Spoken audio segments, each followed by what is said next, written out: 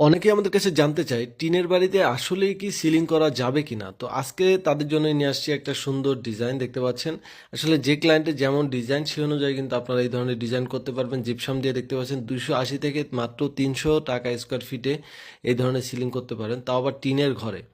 মানে মানুষ তো বিল্ডিং ঘরে করে স্বাভাবিক, কিন্তু টিনের বিল্ডিং যারা করেছে, যাদের সাইডের দেওয়াল কিন্তু উপরে টিন, যেটাকে টিন সেট বিল্ডিং বলে, সেই ধরনের বিল্ডিং এ কিন্তু কাজ করা যায়। দেখেন এটা কিন্তু সাইডের দেওয়াল, বাট উপরে কিন্তু টিন, বাট এটা দেখে মনে হবে না, ভিতর থেকে মনে হবে যে আপনি বিল্ডিং এর ভিতরে আছেন। সবচেয়ে বড় যে ব্যাপারটা হচ্ছে গরমের দিন, গরমের দিনে কিন্তু টিনের ঘরে প্রচুর গরম হয়, তাপ হয়।